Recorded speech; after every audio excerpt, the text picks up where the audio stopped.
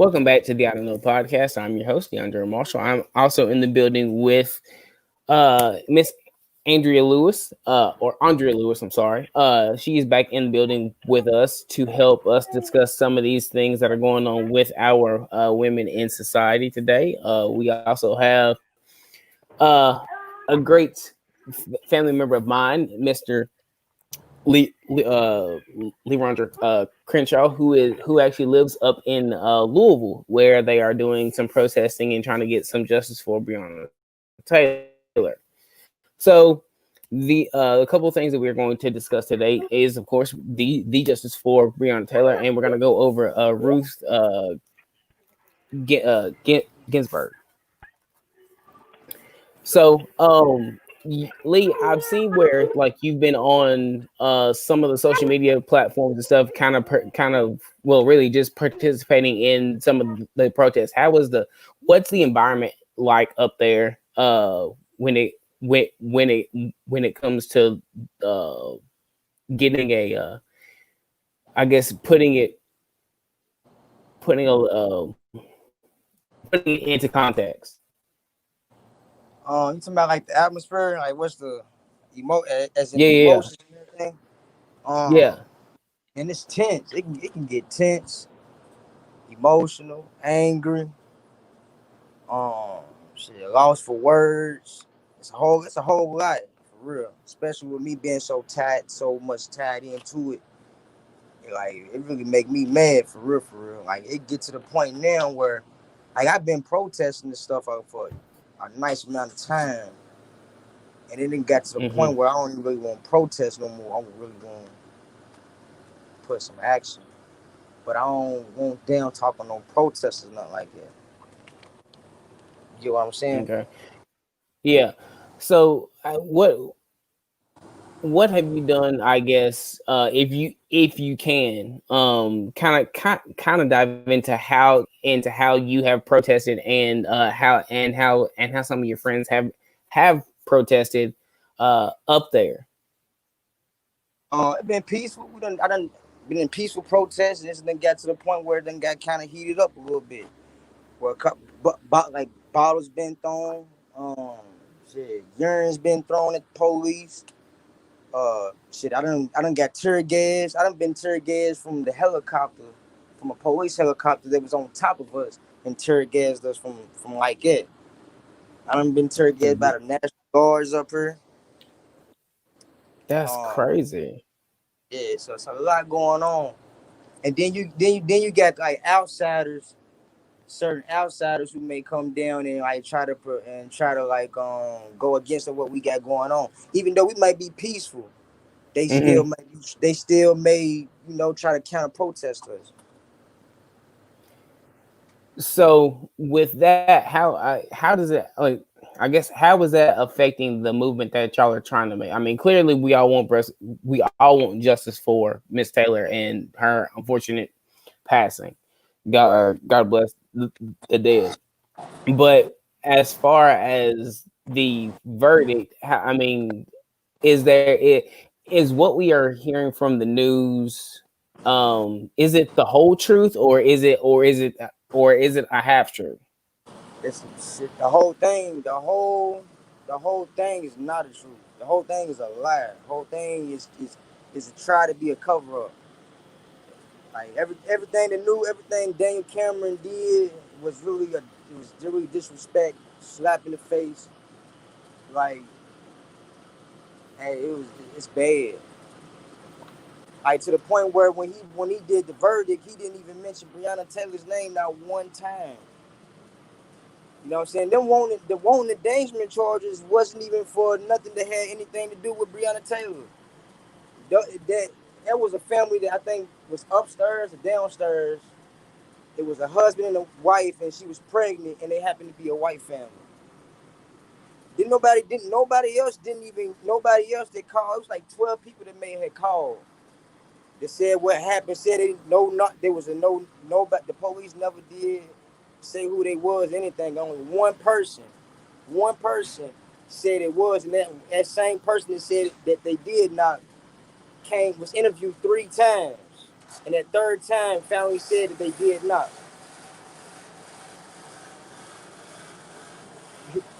That is crazy. So, with them, so I guess when they shot inside the apartment and when it hit the other walls, I guess that's where the charges came from. If I'm saying that correctly, right? Say it again. Say it one more time, so I can. I want to make sure I heard you properly. So, so when they were shooting inside of the apartment, that's where those charges came from because it could have hit somebody else's home, not for the home that they were shooting in. Correct? Correct. Correct. And That only is to mention wild. only one family got wanted endangerment charges out of all the families that was in the same apartment complex as her. That is absolutely wild. So Andrea, how, I mean, with you be go ahead. what was you gonna say? No, I was gonna let Andrea kind of chime in there because I mean, she as a minority woman, how does that make you feel knowing that in any type of environment like drywall has more value to a perceptive well just from what we're hearing, it just seems like that someone's less value than than a thing. It's very disturbing to say the least. I know already being a black woman, we are the least protected in America by anyone, and just hearing that something like drywall gets more protection than us is just really disheartening. And there needs to be some dramatic change in order for the justice system to really make sense anymore.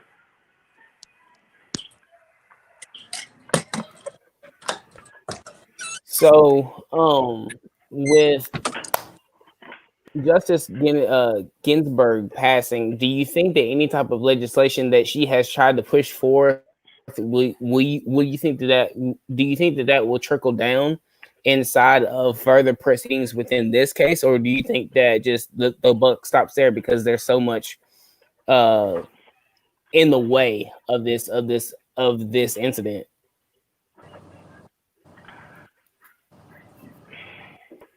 I still think there's a lot in the way. She definitely has done a lot for women and minorities. I actually watched her documentary right before this just to make sure I was getting Mm-hmm. the right thing. And there was something that she told students. It was a clause in the 14th Amendment, and it says, "And nor shall any state deny to any person the equal protection of the laws." And we can clearly see that Mm-hmm. that's not happening right now. It, it's just wild. Yeah. Like it get to the point where like I just had a son, and Mm-hmm. I don't when he go to school, I don't really think really want him to say the Pledge of Allegiance of America. Just to be all the way honest, And like that's crazy. I mean, because like if I was like, I was born, we all said it. what would you like Go ahead. if I knew and understood the real meaning of the Pledge of Allegiance, I never would have said it while I was in Mm-hmm. school. Mhm. You know what I'm saying? Because it ain't taught for like we go to schools that's named after slave owners, like Thomas Jefferson. Um, who else? There's a lot of schools of slave owners that's named after of that we all go to from Kentucky, Tennessee, Mm-hmm. all over, and don't nobody never know until something like this go down. You know, so the whole time we in school, we get brainwashed till Mm-hmm. we come to the real world, and then it's a whole different thing than what we was taught for what 12 years Mm-hmm. in school. Crazy. I ain't gonna tell. I don't think I'm gonna teach my son to say the Pledge of Allegiance ever in school. Yeah, it's a lot when it comes to history and what we all have not really what we have to do, but what we are taught to do to be respectful to the norms of society. And I think that right now is just it's greatly changing, especially with the climate that we have going on, especially dealing with race. Not really just race, but just our different styles of culture. I just I'm at a loss for words myself, especially with the way that women are continually being treated as a whole. But it just now shows us that, you know, everybody everybody has kind of struggled outside of a particular demographic in this country, and we all know what that demographic is. And it's just time for that demographic to stand up and come into allegiance or be on the outside. And I think if they stay and I think that that non-action of them staying on the outside is causing a lot of disparity. Yeah, If that makes sense. yeah, it makes sense. It's just really wild. It's just really wild how we are still literally fighting that as a country that we were fighting for in the 50s, 60s, and 70s as a whole. That's all minorities, men. I mean, women and people of color. And it's and instead of coming together and saying, "Hey, look, we'll help you fight your issues if you help fight ours," it seems to be that we've gotten more, separated. Yeah. So my next question is as y'all peacefully protest, Lee, what things are being done to actually kind of bridge that gap and kind of bring everybody in? Well, I know right now. I know this time around the churches. They we got a curfew, Mm-hmm. having a curfew ever since they made a decision on what they was gonna do to the officers. So for the past Mm-hmm. 2 nights, churches have let protesters that's been protesting, and maybe I passed the curfew this after 9 o'clock. The churches have opened the Mm-hmm. doors to the protesters, so they won't get locked up or anything. That's probably the most positive thing, and like positive and helpful whatever things somebody could do is the churches to open the doors. Because I never knew that it was a law that if you were in trouble, the by law officers can't come and get you out of a church, out of any kind of church, no matter what crime you did, no matter if you Right. kidnapped somebody, no matter if you a serial killer, they can't come on that property. So I think that's a dope thing. It's something that stood out to me. Yeah, especially with it being in, so close to voting season. You got a lot of people that are losing their right to vote because of, of reckless assembly. Right. So I appreciate you guys being super smart about it, within reason, as y'all continue to express, your discontent and, your frustrations and all that stuff. Is there anything that us as neighboring states or anybody just trying to help out the cause, what can we do from afar since we're not directly there? Just keep saying her name. You know what I'm saying? But I mean, that's really, to be honest, me personally, I really don't think there's Hmm. nothing else that can be done. I think everything that's done is already done. You know what I'm saying? Like everything was in one person's hands, and Hmm. everybody know what he did with it. So it to me, it just gets to the point where we just got to sit back and wait, and we gonna wait and watch another person of color get gunned down by the police. And nothing's gonna happen. It's just gonna keep on going. Because as you can see, nothing just now did nothing happen at all with Breonna Taylor situation, and the whole Hmm. world knows that was. Even if she was involved, whatever they say she was involved with, which she wasn't, she still that whole situation shouldn't have went. You know what I'm saying? And somebody still needs to be accountable hell for that. Like if you and I Mm-hmm. go do that, we gonna get punished to the max for doing what we did. If you got a job right now, no matter whatever your job is, no matter Always. whatever mistake you made, you gonna be held accountable for that mistake, even if it was an accident, even if you ain't really mean to do it, even if you ain't even know you did wrong, you still gonna be held accountable for that Mm-hmm. action. You know what I'm saying? So I don't really see too much changing happening. I just feel like it's gonna keep on happening, keep on. Right now, right now people just seeing it because our phones. It been going on for years. Mm-hmm. It just now started. Like you heard rappers talk about it. We see it in movies. It, you know, so me personally, I really don't know what's gonna happen. Andre, how do you feel that we can help bridge this gap, or at least start to I guess in some words stop the bleeding? Because I mean, at this point, it's more than a deeply worn wound. Like this is like it's like where we are at a complete loss at this point. Yeah, exactly. Like right for real, I'm really like I'm out of ideas. I'm Mm-hmm. exhausted. Like it's just a circle. It's just I been don't going even in. know. Mm-hmm. I don't even think that it'll. I don't even think that it'll happen in our generation. To be honest with you, um, Mm-hmm. but the fact that people are speaking up and using their voice, it definitely helps. But it's still not working. I mean, you even see somebody like Regina King on the Emmys winning an Emmy award with a shirt that says "Arrest the cops that killed Breonna Taylor," and Still don't matter. no, and I it's mean, Oprah even got behind it, and I yeah. mean, Queen. I Like mean, Oprah Queen put it. O gets behind something like it normally goes, but now at this point, like it still ain't even moving. So we Like are Oprah, really on. she had Go some ahead. billboards. She had like 20 billboards down here off her personal magazine with Brianna's face on it, and put it Oh, I all saw through that.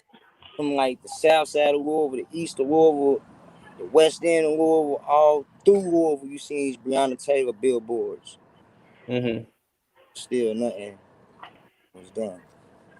Like you see it, like we've been out here for 120 some days protesting Hmm. with signs. You know it's then y'all do what y'all then y'all give the verdict, y'all to just make y'all feel like y'all don't it didn't them signs don't matter. Us protesting don't matter. Y'all just feel like okay, we gonna get a verdict out one day, we gonna get a verdict out, they gonna protest and then it's gonna be over with. That's just how y'all feel. And I Um. mean, with that, Do, and then like the passion of Ruth Bader Ginsburg, like she was like one of the main people that could probably make some sort of dent in this. And hmm. now that her seat is open, like I don't know what's gonna happen. I just know that I need to prepare myself and to prepare my daughter for what's to come. It's the Because only like you thing. said, there's like even with the Pledge of Allegiance and things like that, like there's a lot of stuff that I don't necessarily know, but I'm learning every day. And Hmm. it's my duty to teach my daughter those things that I learned so that when she grows up and becomes that next generation, that there can be some sort of change. Like even something that's like I don't even know if she's gonna go into the public school system to be honest with you. I thought about that when I was pregnant with her because I knew Hmm. the discrimination and things that she would face. Hmm. And she may be in she may be in Chapel's co-op group doing homeschool. I Hmm. don't know, but like something's got to give. But we all need to come together as a collective to make a change. But it starts with the knowledge and understanding. Yeah, and I don't see too much y'all like it's cool to try to help what we got going on, but I feel like it's just best what it start with you and it start with what's going on in your community, your city, your state, going on around you. You know what I'm saying? That's where Hmm. it's going to start at, and then it's just going one day all come together. So you're talking about taking a micro approach. You know, if every small community does something, it actually makes a bigger effect because you got so many little small cells. Nobody can really keep up. Instead of focusing on one big spot and then everybody just going to that one spot. That I mean, that is actually great logic. And like I said, whatever that we can do here, most definitely we will definitely try to make that happen. Because I mean at the end of the day, we all want to be safe. You know that loss of life is nothing to really play with, and it hurts everybody. So I definitely thank you for that piece of advice. You know, because we have a lot of people that want to be allies. You know, my minority and not, and a lot of people just don't know how to move, so they end up making a move that's not as productive as it could be. So granted, I definitely will pass that information on to anybody that is looking to help kind of push along this narrative from here on out. Like I said, I ain't really involved in none of the organizations, protests, or whatever. I just go down there just like on my own. Like I ain't Mhm. involved with nobody, nothing like that. I just go down there and do what I do. Right, but like I said, but those small actions add up because, like I said, Yeah, that's one of the main reasons why I brought you on this week because I seen those small actions. So now in front of an audience, hey, look, this is what I'm doing.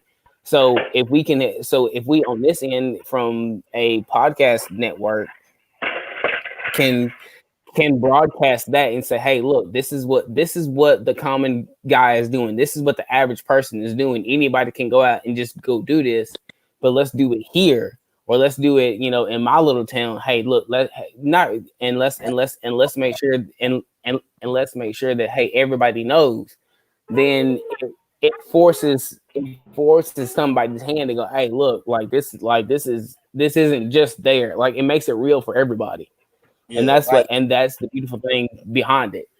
Well, in that case, if I'm understanding right, in that case, shit, just go vote. You know what I'm saying? Like I said, it starts in your community on your side, and then it's gonna eventually hit my community. You feel me? Because Hmm. y'all not too far from me, and I'm pretty sure y'all got the same thing going on in y'all area that's going on in my area. It just probably ain't hit the fan yet. Right, right, right. You know what I'm saying? So my only really advice really is just to just go vote, just and then know who you vote for. Don't just go vote Hmm. because he's black like me. That don't mean nothing because shit. Look at Daniel Cameron. If I ain't mistaken, I might have voted for Daniel Cameron just because he was black and didn't know nothing about him. Right. And look what happened. So if you Yeah. so matter of fact, if you do go vote, do your research on who you vote for. Don't just go vote to say you voted. Don't just go vote because he's a black man or a black woman, or whatever. Just know what he's gonna do and make sure he's gonna do what he's gonna do when he get into the office. That's the only thing I can really say as of right now.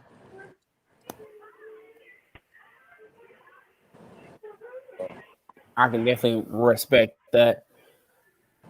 Andrea, anything else to chime in on? No, I completely agree with what he's saying. Everybody definitely needs to go out and vote early as they can, and not just for this presidential election. Um, Even for like locally. Locally is probably more important than Yeah, what we've got going on in the presidency nationally. because they have more control to get things done. That's where that micro comes in, so we can start to create change. It's just like popcorn. Popcorn don't pop at the same time. It There you starts go. one at a time, and then when it's done, like you see the end result. Yeah, I agree with that.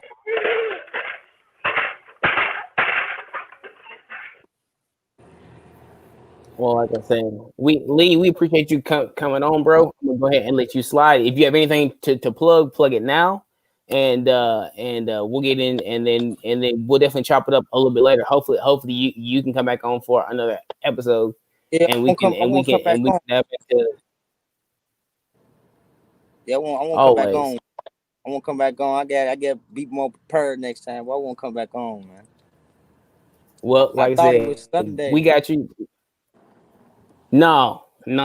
Like I said, we had to switch up days due to scheduling. But like I said, go ahead and get some rest and relaxation. I know those moments are far and few between, and we will wrap with you later, house.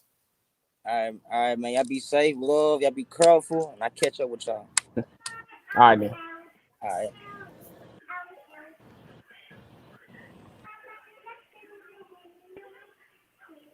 All right, Miss Lewis. So let's get into the legislation and some of the things that were instituted by Justice Ruth.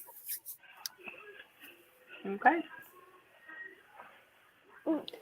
So from that documentary, what did you pull out of it, and where did you find the documentary first of all? Because like I know that she passed this past week, and it kind of got glanced over a little bit, but Hmm. but for her to hold, I think it was the first seat in the Supreme Court. That's a big thing. She was So I want you she to was the kind of first. She was the first Jewish woman. She was the second woman to be appointed to the Supreme Court. But there I we go. found this documentary on Hulu, Okay.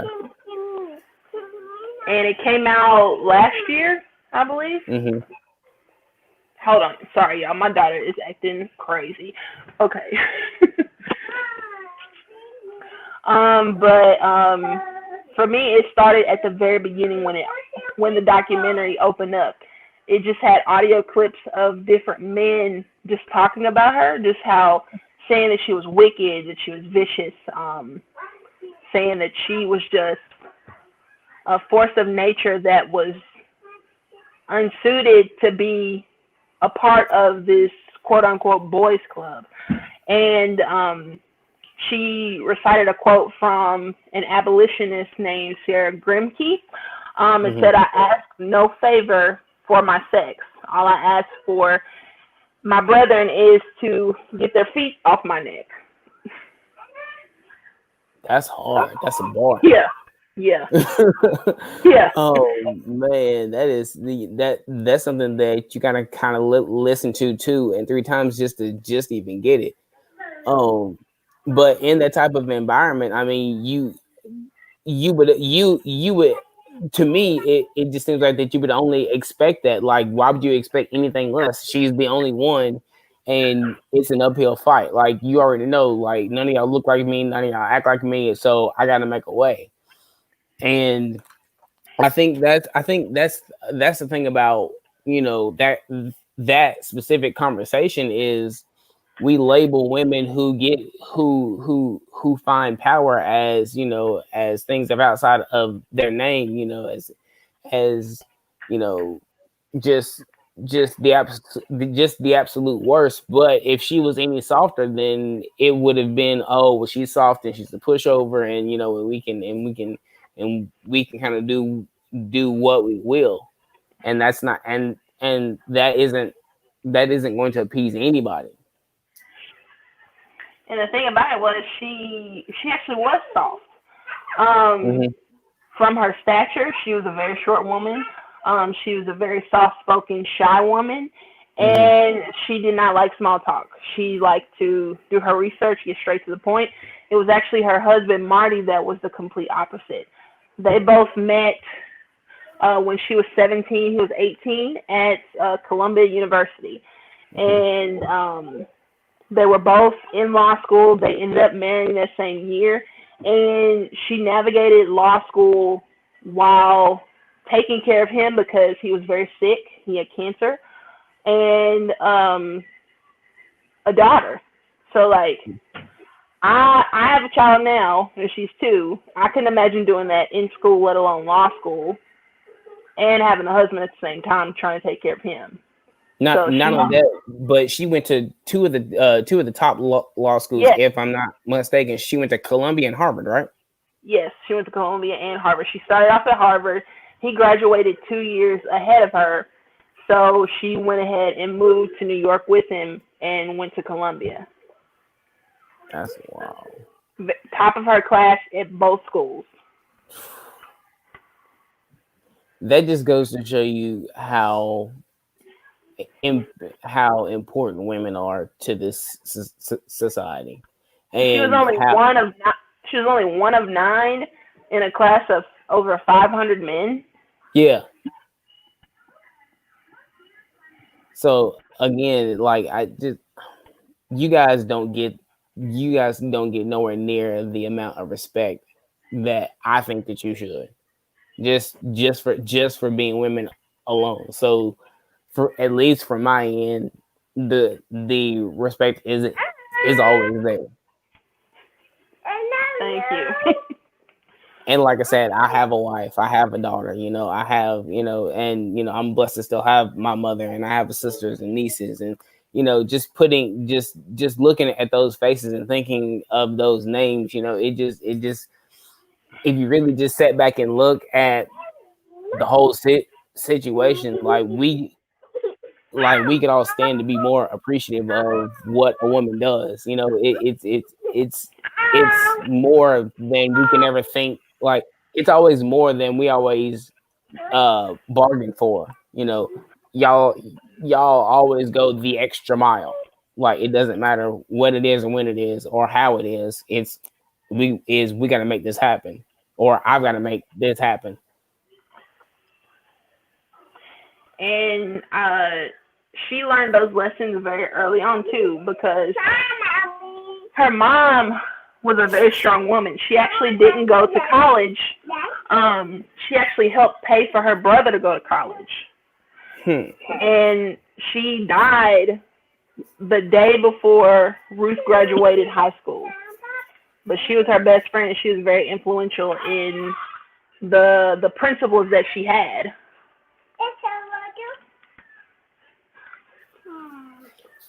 So, what can we take from her experiences and kind of and kind of applicate to life now, especially with this being a male dominated podcast, or just people in general?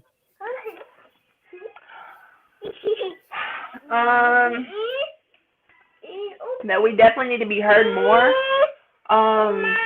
Granted, you do have a very male dominated podcast, but your voice needs to be heard too, because she wasn't only for women's rights, she was for equal rights. One of those examples would be Weinberg versus Weinsfeld. This husband, he had a very healthy wife, and she died from an amniotic embolism, and he couldn't receive any type of benefits because that was called a mother's benefit. So he wrote to his local newspaper about it, tried to get Gloria Steinem involved. Ruth eventually saw the case, and they won.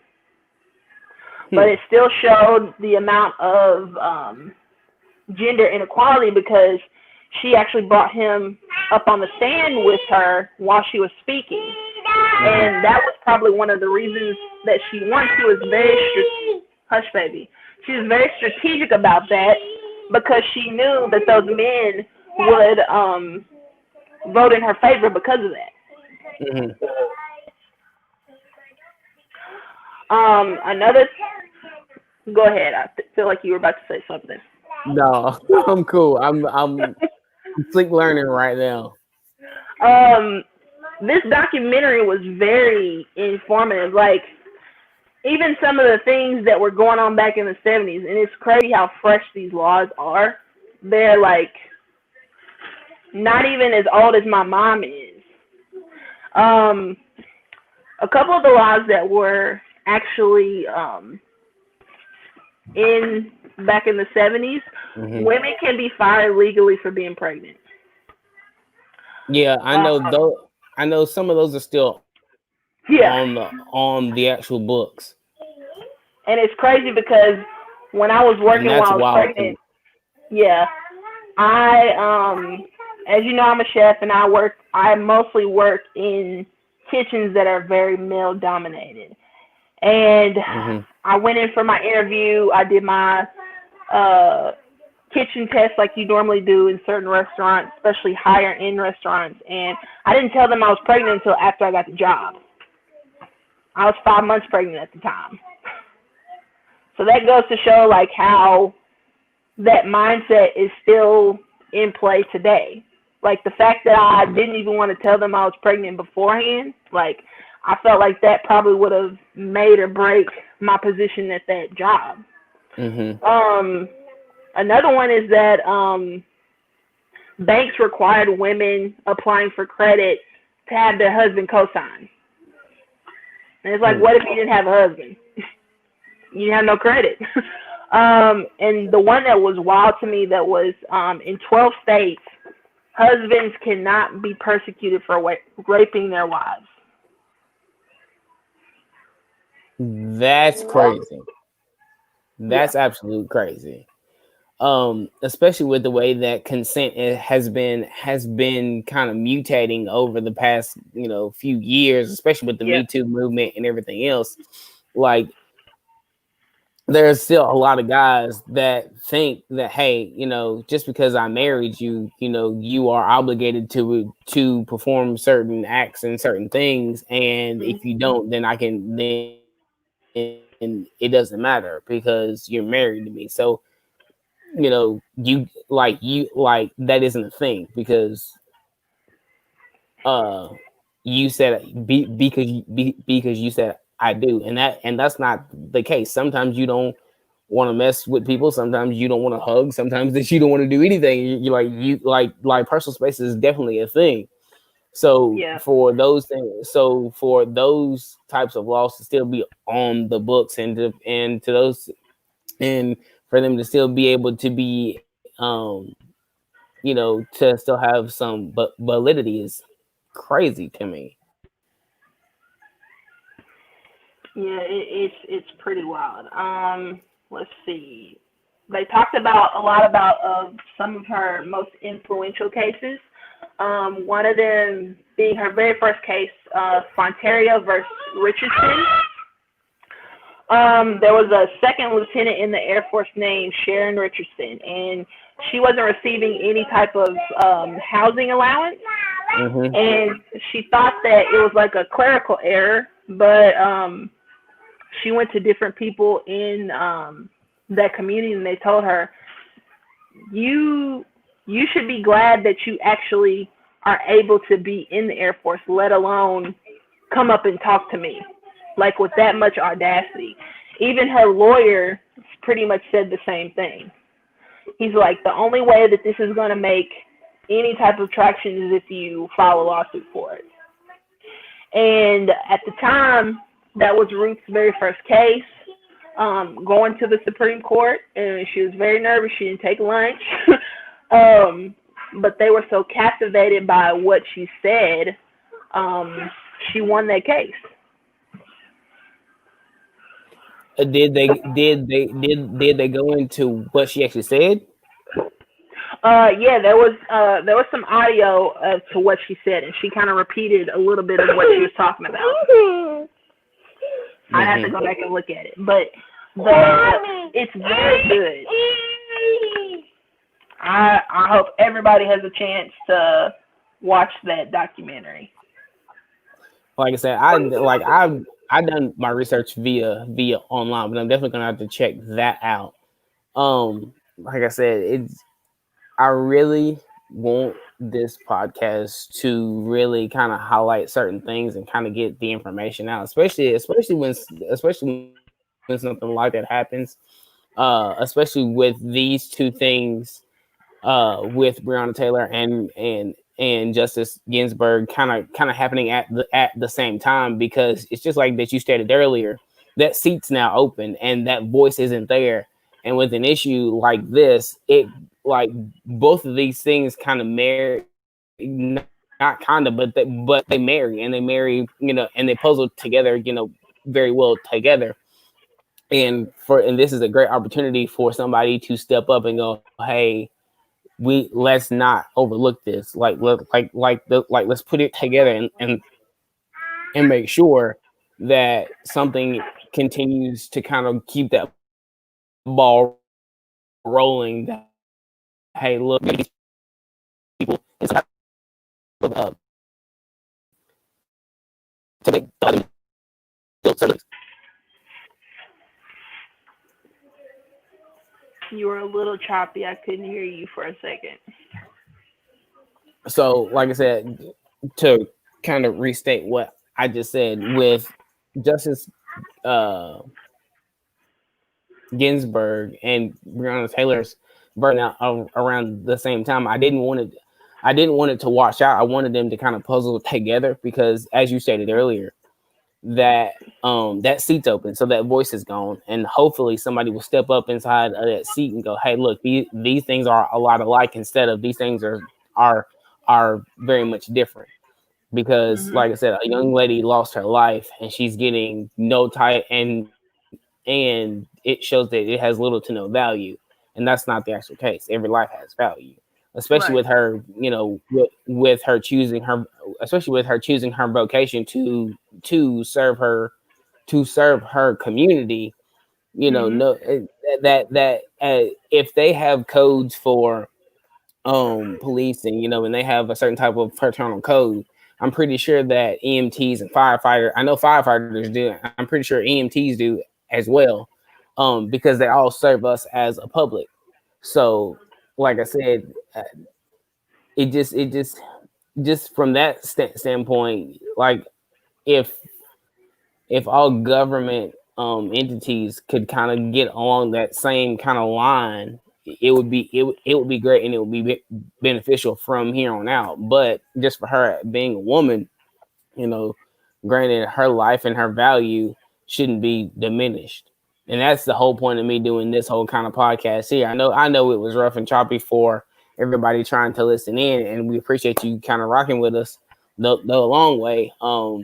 But I just really want to shed light on the real issue here is we have to start valuing um every life, but especially the lives of our wives and women and sisters and moms and girlfriends and whomever else, because at this point it's like, what are we really looking at? Like, who are we really looking to? What are we really placing value in, as far as what as to who gets justice and who doesn't, who doesn't, sorry. No, I completely agree. It is very important for our voices to be heard, and we need more people like you to step up. Um, Even like her husband, she wasn't even trying to be a Supreme Court justice. Um, it was her husband that advocated for her. He had so many contacts in education and law and entertainment that he was like the key to her being appointed to Supreme Court justice. So it's really more on the men. Like we already know stuff needs to be changed. Hmm. We just need more men to agree to the same thing, and Hmm. it definitely is going to take some time. I like I said, I don't know that it'll even get done in our lifetime, and we're pretty young. Oh, no question. I want to say that this, like, everything to me, like, I see it as cyclical. So everything's starting to come back around. I feel like it almost feels like right now, like we're going through the 50s again, like the 50s and 60s. So I'm hoping, at some point that, my son and my daughter, or, hopefully, my grandkids, can come through, and they're kind more or less kind of like, the 70s and 80s, where things started to kind of roll, and got to a point to where, it was still on the forefront, but things were actually getting done, and we got to get past, just things just coming around and then let them die off and then come back around. Because for these types of issues to continue to be so paramount, when I don't know when getting tired of it stays peaceful or stays to a point to where we can all stay safe. Because if everybody feels like that they're endangered, I feel like that the balance level is going to raise, and once that raises, everybody goes back to a primal instinct, and that's not conducive for anybody. Because I would hate for anybody to feel like it's me or you when it could be me and you. You see what I'm saying? Hmm. So on that note, if you got anything to plug, go ahead and plug it now. We will wrap up this podcast, and I'm gonna let everybody have the rest of their Saturday. Well, I thank you for letting me come on and share my opinion with you. Um, I'm here on Facebook. You can follow me on Instagram as Sweet Sassy Soul. That's pretty much it. No treats, no nothing. Like you ain't got no Herbalife. I do have Herbalife. I always got that. Our 21-day challenge is about to start up October 1st. Um, we've got some really great things going on. We've had to navigate through a lot of different things now that we've gone virtual, but it's getting bigger and better than ever. I'm definitely going to have to hit you up for a program because I really want to do 5 pull-ups by my birthday. Well, you already know I got you. And you are also certified in I think what pump or the Oh, thing where pound. yeah, pound. Yes. Yeah. I still have to practice some of my moves because I still get wore out doing that myself. But I will have some things coming up within the next month, so stick around for maybe a couple of classes happening. Okay.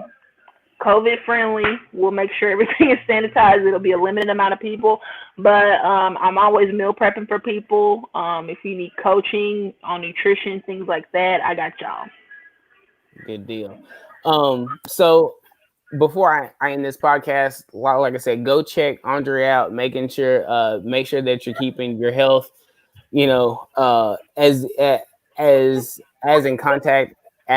in contact as possible.